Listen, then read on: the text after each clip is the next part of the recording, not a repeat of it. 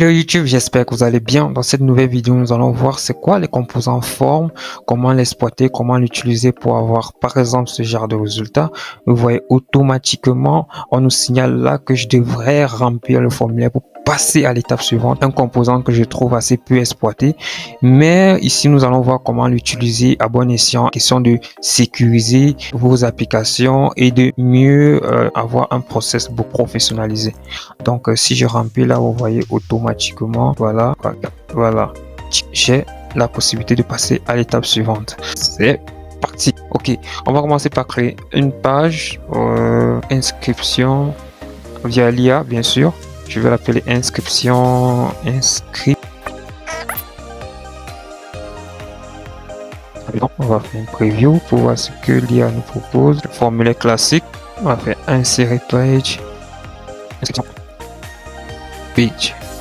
Je peux mettre 2 étoiles, hein. C'est pas vraiment pratique, mais bon, on va faire quelques retouches pour que ça soit beaucoup plus intéressant. Commençons par explorer la structure. En insérant sur la structure, on se rend compte de quoi? Je pense que je vais mettre là à 12, là aussi à 12, que ça soit beaucoup plus... Ok, je pense qu'on va partir sur ça. Donc, ce qui nous intéresse, ce sont la vérification de ces champs, de telle sorte que lorsque je fais créer ta compte, je puisse avoir automatiquement une vérification qui s'assure que tout est correct, sans que je ne prenne la peine de vérifier champ par champ, cas par cas. Pour ce faire, nous allons venir au niveau de notre colonne, donc la colonne principale, la colonne qui contient tous ces champs-ci. Voilà, on va rajouter, disons ici, c'est plus pratique. On va l'entourer d'un formulaire. Good. Donc, ce qui s'est passé, c'est quoi? C'est que j'ai rajouté toutes ces informations-ci à l'intérieur d'un formulaire. Question de m'assurer que tous ces champs sont totalement bien remplis. Donc, la prochaine étape, c'est bien évidemment vérifier ces champs-là. Voilà. Pour ce faire, on va s'appuyer sur le form, premièrement, pour définir c'est quoi les états et comment nous allons pouvoir faire la vérification, c'est quoi les règles. Donc sinon on vient de ce côté-ci, vous allez vous rendre compte qu'automatiquement form a détecté tous les text fields, donc tous les potentiels champs qui peuvent faire un objet de vérification où on peut entrer des données au fait. C'est très important, très intéressant et ingénieux. Donc là il y a automatique validate, donc ça veut dire que c'est une validation automatique qui est faite sans qu'on ait besoin d'appuyer sur le bouton. On peut cocher ça, en tout cas vous pouvez cocher les deux, ou bien vous pouvez venir ici trigger la vérification et ensuite tout le système sera fait de façon automatique. Donc si on vient ici, qu'est-ce qu'on a? On a le message d'erreur. Si vous désirez personnaliser votre message d'erreur, par exemple ici on a full name. Je peux venir là, je dis que file c'est requiert. Super. Donc vous pouvez définir le nombre minimal de caractères, le nombre maximal de caractères, ou bien vous pouvez définir la structure. Voilà, la structure de votre data. Donc si vous désirez que ça soit ça ait la forme d'un email, qu'est-ce qui va se passer lorsqu'il n'y aura pas le point, un texte point arrobase point peut-être .com .fr ou quoi que sais-je, cette chance ne sera pas validée au niveau d'adresse email qu'on va définir une structure particulière. Donc la structure email, donc on va faire la même chose. On peut aussi customiser une structure. Donc customiser une structure, c'est là vous allez pouvoir définir c'est quoi la structure en particulier. Donc si peut-être vous souhaitez qu'il y a 8 caractères, y compris un arroba, des caractères spéciaux, y compris des lettres et des chiffres. Donc c'est là que vous allez pouvoir faire une custom de vos règles, Mais ce qui nous intéresse pour le moment, c'est de cocher ça. La prochaine étape, c'est quoi? C'est de lier ce processus-ci au bouton de telle sorte que lorsqu'on clique sur Next, on puisse avoir une vérification qui est faite au fait. Donc on va venir là, Open action, add action, voilà. Et ici, on va taper form validation. Ok, valide form. On vient là sur valide form. Et là, qu'est-ce qu'ils vont me demander? Il va détecter automatiquement le nombre de formulaires. Si par exemple on avait 2, 3, 4 formulaires, ici on devait avoir le nom de ces 4 formulaires là, et c'est à nous on devait choisir clairement c'est quel formulaire que nous voulons vérifier. Dans tout cas, on a un seul formulaire. On va donner un nom à notre résultat. Notre résultat va s'appeler les résultats formes, par exemple. Je vais appeler les résultats formes. Voilà. Et ensuite, je vais poser une action conditionnelle, action. Et on va venir, on va exploiter dans le résultat ici directement action output. Puis on va choisir résultat forme. Donc si le résultat est bon, on va avoir là une boîte de dialogue qui dit si on vient mais alerte, confirme alerte, information dialogue. Voilà, je vais mettre la info forme. Et là, si la navigation est correcte, on va avoir le message info information valide. Super.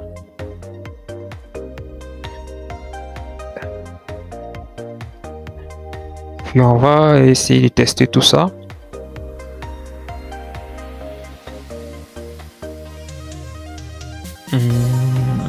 Je vais venir ici, paramètres,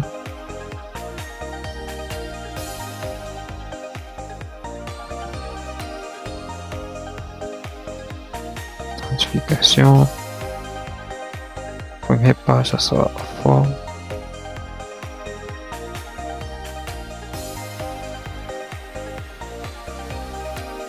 inscription page, puis on va tester tout ça pour voir. Ok, voilà l'application qui s'ouvre. Première des choses qu'on va faire, on va tester en direct pour voir. Vous voyez, voilà, il y a directement des restrictions qui vont s'afficher. Par exemple, ici, qu'on met file requiert full name. Ce sont nos conditions qu'on a posées dès au départ. Si vous vous rappelez bien, si on vient ici, là, vous allez vous rendre compte que c'est le error message qu'on a défini plus haut. Donc c'est ça qui se retrouve ici. Et là, ça nous demande automatiquement de remplir ces champs avant de passer à l'étape suivante. Très intéressant. Et en même temps, ça permet de renforcer la sécurité de votre application. Donc si par exemple je viens ici, je mets Brandon là. Voilà, vous voyez, le message disparaît, c'est l'autocomplete. Ici, je vais rajouter un texte lambda, vous voyez, le message change, ils disent que la structure n'est pas bonne. Cela pourquoi? Parce que nous on a spécifié ici plus bas que on voudrait que la vérification soit en fonction de la structure d'une adresse email. Donc dès lors que je ne vais pas avoir un arrobase et un point, voilà l'arrobase texte point, voilà texte encore, le message ne disparaîtra pas. Mais là j'ai mis la structure normale d'un adresse email et puis ça a marché. Donc là je vais mettre password ici, voilà. On va d'abord retirer ça, essayer de valider sans finaliser les étapes pour voir si on va passer à l'étape suivante. Là on n'a rien, on va se cliquer fatigué, on n'a rien. Ou bien on peut mettre en alerte pour dire veiller tout remplir. Donc ça peut être intéressant comme action. Donc nous on va rajouter même mot de passe. Et là info forme où on dit que nos informations sont valides. Good. Mais après il y a encore des actions beaucoup plus poussées que vous pouvez faire avec le composant forme. Si on vient là, par exemple on ajoute ici les speakers par exemple. On ajoute ça. Vous allez vous rendre compte que on peut encore déclencher des triggers ou bien exécuter des actions beaucoup plus poussées grâce à forme. Donc si on revient sur forme, vous allez vous rendre compte que forme a détecté qu'on a rajouté play speaker. Et là automatiquement, si on clique dessus, voilà, add action error, voilà. Donc on peut rajouter des actions qui vont permettre qui vont se déclencher lorsqu'il y aura une erreur. Par exemple, alerte dialogue, bouton sheet. Ok, dans notre cas, ce sera paiement, partage, beaucoup d'actions. Envoi d'SMS, il y en a tellement des actions. Donc dans notre cas, on va afficher une snack bar, show snack bar. On va mettre un message ici. Je vais mettre la place vide par exemple. Voilà. Ensuite on va faire le test. Non merci. Si on refait le test, qu'est-ce qu'on aura là? Venir là rajouter les informations. test@.com, password et password. Si je valide là, vous voyez, il demande d'ajouter une place automatiquement. Tant que je n'ai pas mis ça, j'aurai toujours la snack bar. Donc nous sommes arrivés au terme de cette vidéo. N'oubliez pas de vous abonner, d'appuyer sur la cloche de notification. C'était Brandon. Ciao.